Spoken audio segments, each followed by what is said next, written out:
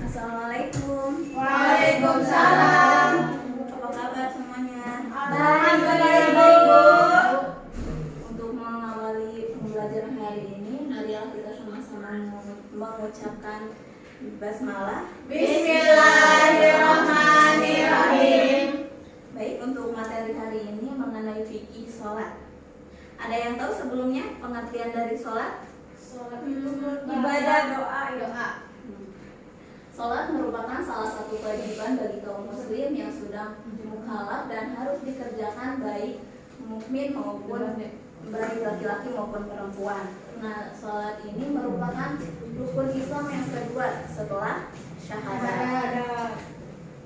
Islam didirikan atas 5 sendi atau tiang, salah satunya adalah sholat. Apabila kita tidak mengerjakan sholat, maka runtuhlah tiang itu. Nah, sholat secara bahasa berarti doa, sedangkan secara istilah ahli fikih, sholat adalah ibadah yang tersusun dari beberapa ucapan dan gerakan yang dimulai dari takbiratul ihram dan diakhiri dengan ucapan salam serta memenuhi beberapa syarat yang telah ditentukan. Nah, ada pun dalil Al-Quran tentang sholat, boleh dibacakan, Hifzah? Bismillahirrahmanirrahim. Wa aqimis sholata inna sholata tanha 'anil fahsya'i wal munkar. Nah, artinya boleh dibacakan, Nur Khalifah. Artinya, dan dirikanlah sholat. Sesungguhnya sholat itu mencegah dari perbuatan-perbuatan keji dan munkar. Nah, dari penjelasan ayat ini, dari penjelasan Quran surat Al-Ankabut ayat 45 menjelaskan Allah memerintahkan agar kaum muslimin mengerjakan sholat wajib, yaitu sholat 5 waktu. Sholat hendaklah dikerjakan sesuai dengan rukun dan syaratnya serta penuh kekhusyuan. Sangat dianjurkan mengerjakan sholat itu lengkap dengan sunah-sunahnya. Jika dikerjakan dengan sempurna, maka sholat dapat mencegah dan menghalangi orang yang mengerjakannya dari perbuatan-perbuatan keji dan munkar. Macam-macam sholat. Ada 2 macam sholat. Yang pertama yaitu sholat wajib dan sholat sunnah. Sholat wajib yaitu sholat yang harus dikerjakan setiap muslim laki-laki maupun perempuan. Apabila tidak dikerjakan, maka kita akan berdosa dan mendapatkan balasannya. Sholat wajib ada 5 waktu. Yang pertama yaitu sholat subuh. Sholat subuh ini dikerjakan 2 rakaat.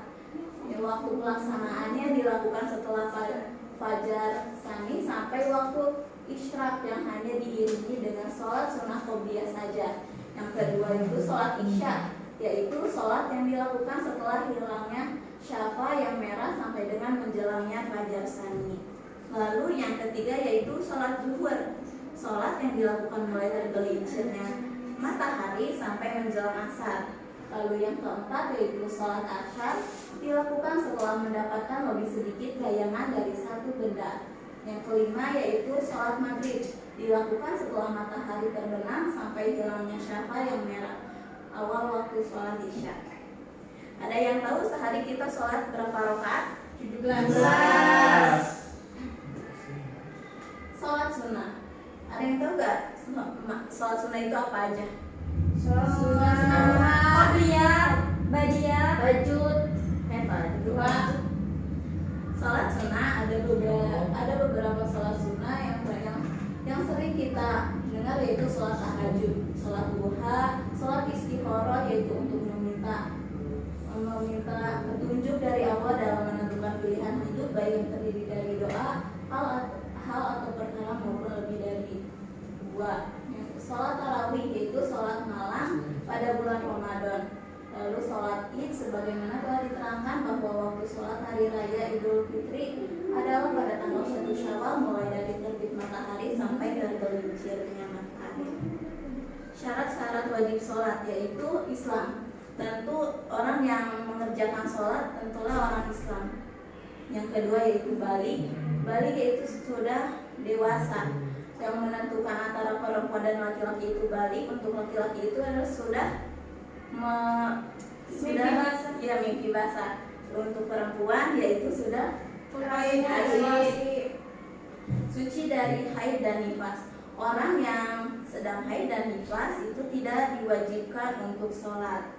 Telah tersampainya dakwah Islam. Lalu berakal. Orang yang tidak berakal tidak diwajibkan untuk sholat. Itu yang selanjutnya yaitu syarat-syarat sah sholat. Suci dari hadas besar dan hadas kecil. Apabila kita mempunyai hadas besar maupun hadas kecil, yaitu untuk dibersihkan terlebih dahulu karena akan melaksanakan sholat. Yang kedua yaitu suci badan, pakaian, tempat dari najis. Suci badan yaitu badan kita harus bersih terlebih dahulu, bisa melakukan mandi. Kalau untuk pakaian kita bisa ganti baju atau apabila kita terkena kotoran hewan. Untuk tempat yaitu tempatnya harus bersih, tidak boleh ada najis sekecil pun. Menutup aurat. Nah, untuk menutup aurat ini laki-laki dan perempuan mempunyai perbedaan dalam menutup aurat. Untuk laki-laki yaitu dari pusar sampai ke lutut, dan sedangkan untuk perempuan dari seluruh anggota badan kecuali telapak tangan dan muka. Mengetahui masuknya waktu sholat. Untuk mengetahui masuknya waktu sholat ditandai dengan apa? Azan. Untuk mengetahui masuknya waktu sholat bisa ditandai dengan azan. Yang kelima yaitu menghadap ke kiblat atau Ka'bah. Selanjutnya yaitu rukun sholat. Yang pertama yaitu niat. Yang kedua yaitu berdiri bagi yang mampu. Nah, apabila kita tidak mampu untuk berdiri, kita bisa melakukannya dengan berbaring, lalu duduk, ataupun dengan mengedipkan mata. Yang ketiga yaitu takbiratul ihram. Yang keempat membaca surat Al-Fatihah. Nah, membaca surat Al-Fatihah ini wajib hukumnya. Apabila kita tidak membacanya, maka tidak sah sholatnya. Yang kelima yaitu ruku. Lalu yang keenam i'tidal. Yang ketujuh sujud. Yang kedelapan duduk di antara dua sujud.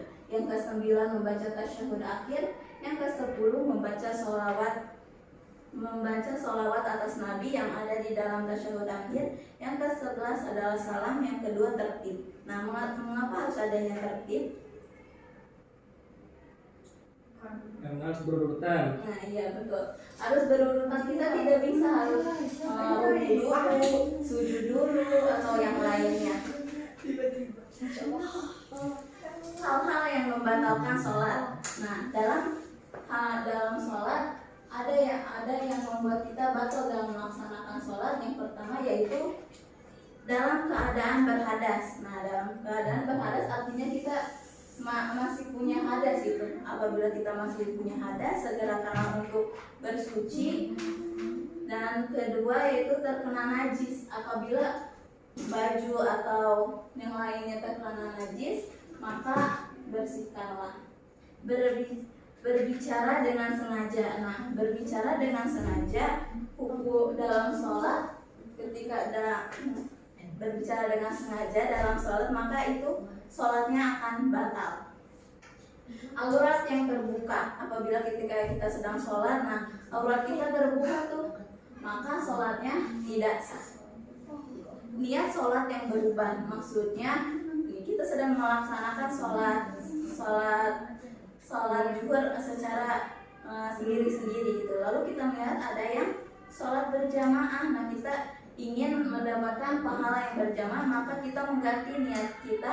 Nah, itu tidak boleh, maka sholatnya itu batal. Banyak bergerak. Nah, banyak bergerak ini bukan berarti gerakan sholat, melainkan gerakan yang lain seperti tengok kanan, tengok kiri, atau yang lainnya. Nah, itu sholatnya batal.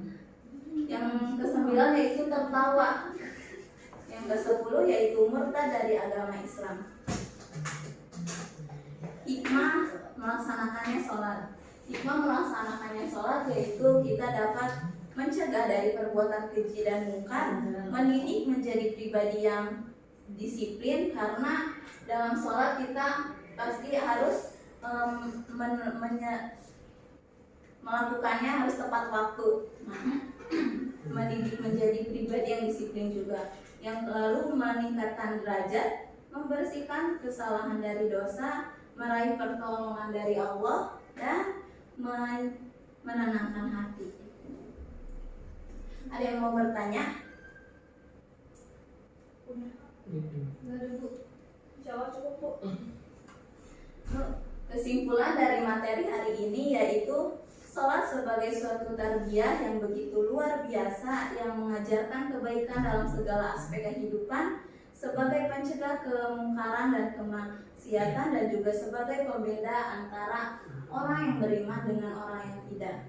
Umar bin Khattab pernah berkata, jagalah sholatmu, karena saat kamu kehilangan sholat, maka kamu akan kehilangan segalanya. Sekian materi hari ini, semoga bermanfaat untuk kita. Untuk mengakhiri pembelajaran kita hari ini, marilah kita ucapkan hamdalah. Alhamdulillahirrahmanirrahim. Sampai berjumpa di lain waktu. Wassalamualaikum warahmatullahi wabarakatuh. Waalaikumsalam warahmatullahi wabarakatuh.